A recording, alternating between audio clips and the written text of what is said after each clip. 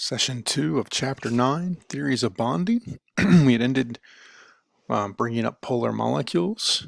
So polar molecules have a net dipole moment, which means they have positive and negative ends. And then polar molecules can attract each other. So if we have a molecule that has a positive and negative end, and of course now we have a sea of those molecules, then the positive ends will be attracted to the negative ends attracted to the positive ends, right? So the positive end of a polar molecule is attracted to the negative end of the next molecule. Strength of this attraction depends on the molecule's actual dipole moment, right? So if you have a strong dipole moment, then you're going to have a strong ionic, pseudo-ionic bond, right? So polar bond. Dipole moment can be determined experimentally. And so the way we'll do that is we look at the polarity of the molecule. It can be predicted by taking in the vector sum of bond dipoles. So bond dipoles are usually shown as crossed arrows where the arrowhead indicates the negative end. So in other words, what we'll do is we'll have our three-dimensional drawing, and then we'll draw a line that points towards the more negative pole, and then we'll put a line on the end of that so that we know where the positive pole is. Now, molecular shape and molecular polarity, how these two things tie together. So, many physical properties, for instance, like melting and boiling points, can be affected by polarity.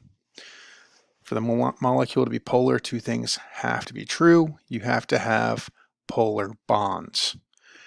And then many molecules with polar bonds are nonpolar, and that's because of the symmetry.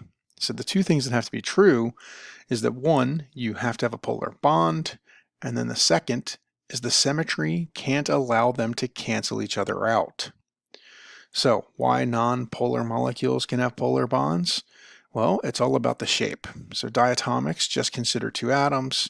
If we calculate that change in the electronegativity for HCl, we get a value of 0.8. Now for molecules with more than two atoms, we have to consider the combined effects of all the polar bonds. So if we have a diatomic, then we know it's going to be really easy to see that it's polar because we don't have to think about the three-dimensional symmetry that goes with it. But if we have more than just two things there, then we have to start worrying about the combined effects. So polar molecules typically are going to be asymmetric. To determine the polarity of the molecule, draw the structure using the proper molecular geometry. So there's no way to determine the polarity of most molecules without actually drawing the molecule. Then you're going to draw in your bond dipoles. If they cancel, your molecule will be nonpolar. If the molecule has uneven dipole distribution, then it's going to be polar. So molecular polarity then, it's nonpolar if all the electron pairs around the central atom are bonding pairs and all terminal groups are the same atom. The individual bond dipoles then would cancel out. So for instance, CO2, while that is a polar bond, it's symmetrical. And so it's like playing tug of war against itself. Okay, so both oxygens are pulling on the carbon equally, but in opposite directions. That's going to cancel it out. For BCl3, remember that's a trigonal planar molecule, which means the chlorines then are also simply playing tug of war against themselves, all pulling in equal and opposite directions. And then our next example here, CCl4, again, we have the chlorine-carbon bond, which is a polar bond, but all four are pulling in equal and opposite directions. So these are all symmetrical molecules, and therefore they're all going to be nonpolar because their dipoles are going to cancel out. All five shapes are going to be symmetrical when all domains attached to them are composed of identical atoms.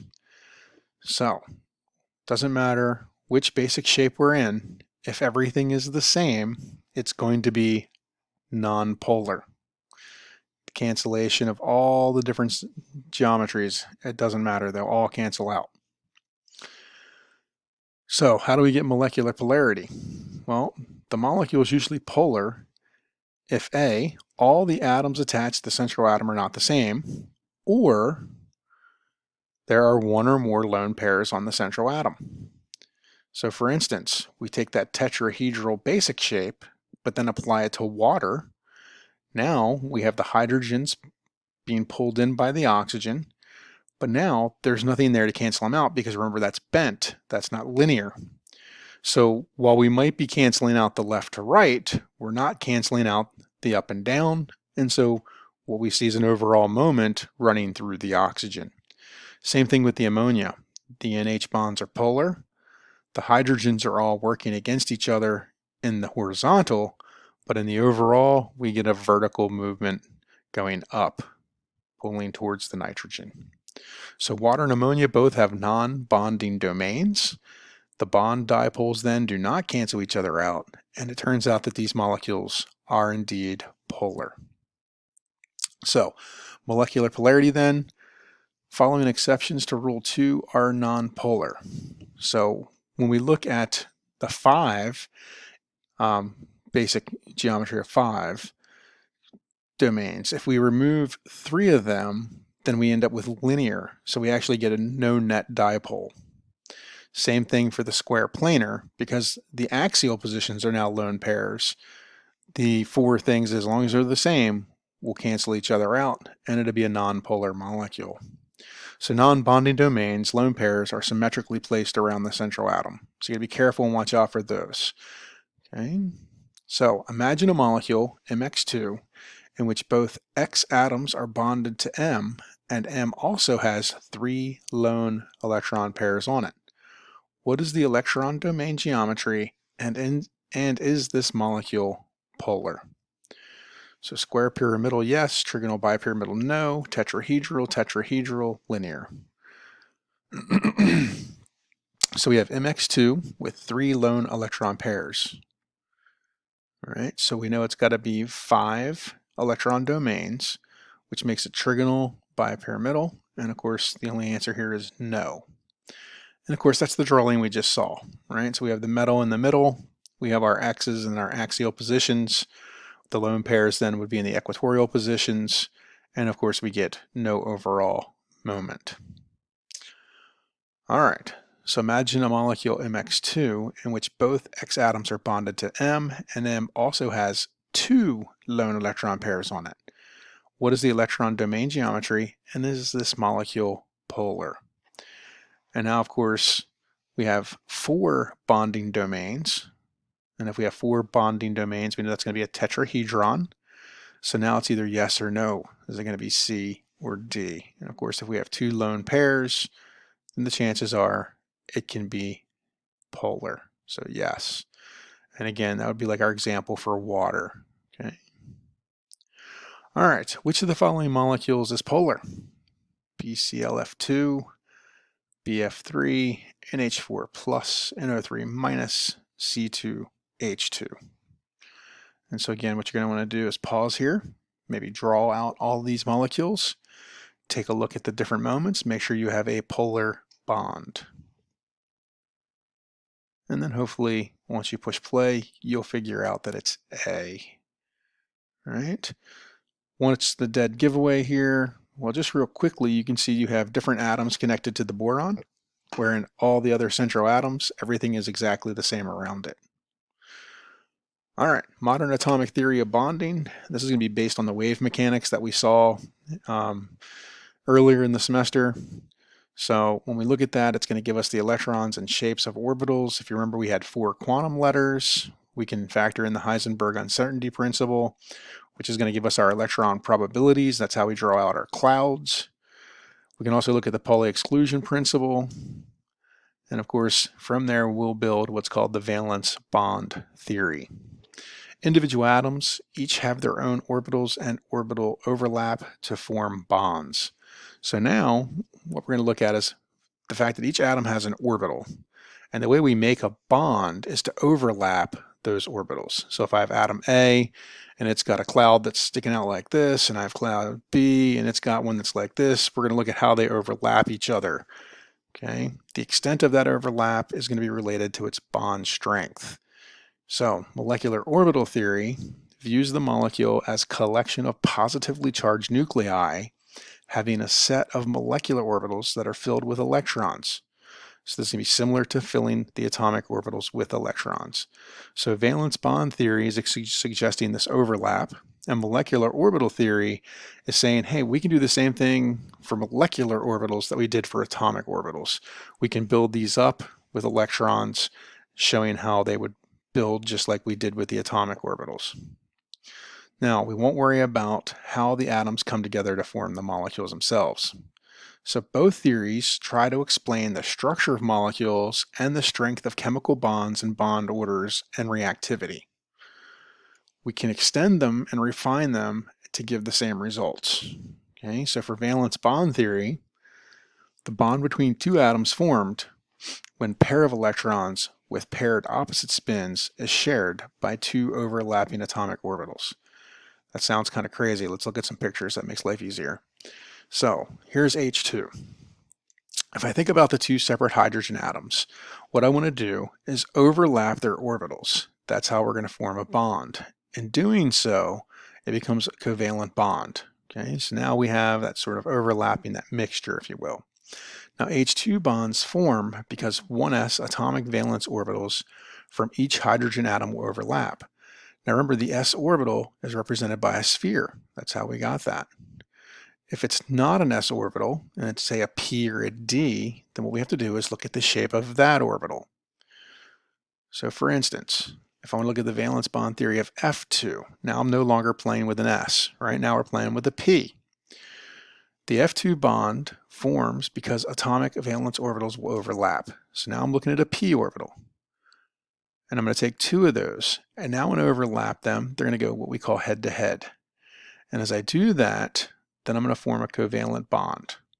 Okay? And the bond will be formed to form F2. Now remember, here it's a 2p that's overlapping with another 2p.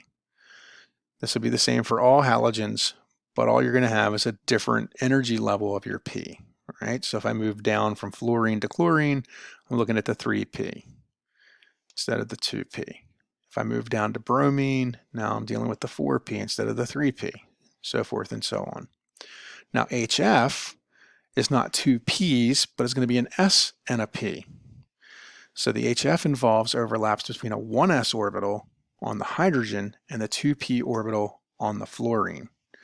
So now I've got a sphere for my s, I've got that figure 8 for the f, and when I overlap them, they're still going to go head to head, and so we're going to see this sort of thing going on. Okay. Now, valence bond theory and H2S. So we know that H2S is not linear, but is bent. And of course, if I look at the potential for the orbitals here, remember this is going to be a S as a d orbital as its outside orbital. So we're going to assume that the unpaired electrons in S and H are free to form a paired bond. We may assume that the HS bond forms between the S and the P orbital. So here, oh, we're using a P, I said D, I'm sorry, but it's a P. So we have that set of dominoes, that one, and that set of jacks, or rather not dominoes. All right, so we have the PX, the PY, and the PZ. Now, if it's true that the sulfur is using its P orbital, then those orbitals, the PX and the PY and the PZ, are all 90 degrees from each other, which means we predict a 90-degree bond angle, very close to the experimental value of 92. Now, difficulties with the valence bond theory would be CH4, where C is going to be 1s2, 2s2, 2p2, and H is going to be 1s1. In methane, all four bonds are the same. But when I look at this, it looks like, what? I have two P's, and these hydrogens should be filling up that P orbital. Now, the experimental bond angle here is going to be 110 degrees. We know it's going to be a tetrahedral. So carbon atoms then have something strange going on. All paired electrons except two unpaired 2p electrons. So that means the p orbitals would be 90 degrees apart. So we should expect then the angle to be 90 degrees between each one of those hydrogens. But it's not. So the atomic orbitals predict a 90-degree angle, and here we're saying no, but it's 110. So mixing of the atomic orbitals then is how we're going to get to hybridization. And hybridization is what we're going to use to explain this discrepancy in those bond angles. Mixing of the atomic orbitals to allow the formation of bonds that have realistic bond angles. Now, realistic description of bonds often requires combining or blending two or more atomic orbitals. Whenever we blend them, we call that hybridization.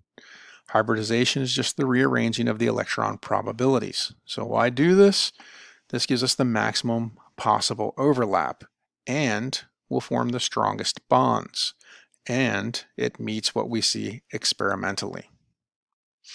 So hybrid orbitals then are blended orbitals resulting from the hybridization process. Okay, so that means we're going to have some new shapes. They're going to have new directional properties. We're going to combine the properties of the parent atomic orbitals to figure those out. That also means we're going to have new names for these new orbitals. The symbols for the hybrid orbitals combine from symbols of the orbitals used to form them. So in other words, instead of calling it an s orbital or a p orbital, if we're going to blend an s and a p, then we're going to call it sp hybrid. Pretty simple, right? If we use an s and two p's, then we'll call it an sp2 hybrid. One atomic orbital is used for each hybrid orbital being formed. That's going to make a little more sense as we go through it. When you're just listening to it or reading off the slides, they don't seem to make a whole lot of sense. It seems like it's a lot more busy than what it really is. If you sum up the exponents, and the hybrid orbital notation has to add up to the number of orbitals being used. Okay, so in other words, if we're using an sp and a p, we have 3 orbitals involved, and we're going to designate that as sp2, then that should also match up, right? sp2, there's 2 p's and 1 s, that's a total of 3. If we use sp, p, p, and d, in other words, we hybridized the s with 3 p's and a d, what should we call that? And hopefully you see that we used 5 orbitals, an s, 3 p's, and a d, and so we'd call that sp3d, hybridized orbital. Now that's the nomenclature to it. Now how does it work? Well, if I take 2 s's and a p, then what's going to happen is if I hybridize that, I'm going to form these 2 purple ones, which looks weird, right? sp hybridized. We get the big kind of balloon end from an s. We keep that figure 8 node looking like thing from the p. Okay, so, and either they're going to be separated out or it's going to be 1. So mixing or hybridizing s and p orbitals of the same atom results in 2 sp hybridized orbitals. So the count has to be the same as well. If I take 2 orbitals and I hybridize them, it's going to produce 2 hybridized orbitals. So 2 sp hybridized orbitals point in opposite directions. Okay. Now using them. So here we show beryllium. Beryllium is sp hybridized. And so we see we have 2 hydrogens coming in and connecting. Okay, so now we have 2 sp hybridized orbitals. The orientation then is going to be correct to what we see in the shape experimentally. And that is the beryllium will give us a 180-degree bond angle. So if it was actually just 2 p's or 2 s's or what have you, we would expect 90 degrees. But with the hybridized orbital, we see 180. So Vesper predicts, and experiment verifies the bonding, would be the overlap of 1s atomic orbital with that sp hybridized orbital on the beryllium. Okay, so what is it that we know then? Well, experimental and Vesper show that BeH2 is linear. So we expect a 180-degree bond angle. For beryllium to form these bonds, it must have 2 hybridized orbitals that point in opposite directions.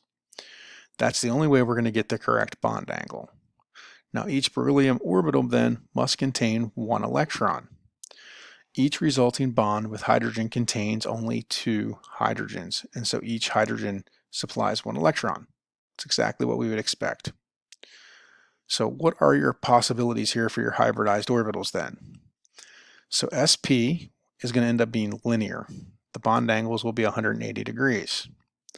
sp2 is how we're going to get to our trigonal planar. Our bond angles will be 120 degrees. And sp3 means we're going to have a tetrahedral and our bond angles will be 109.5. sp3d gives us our trigonal bipyramidal where we have 90 and 120. And finally, sp3d2 would be our octahedral. Bond angles would then be 90 degrees. All right. So I think we'll stop here, and then we'll start looking at bonding in some common molecules and try to make sense of some of these hybridized orbitals. So I think we'll pause here, and then we'll pick up from hybrid orbitals and look at the application of those hybrid orbitals. All right, stay tuned for section 3.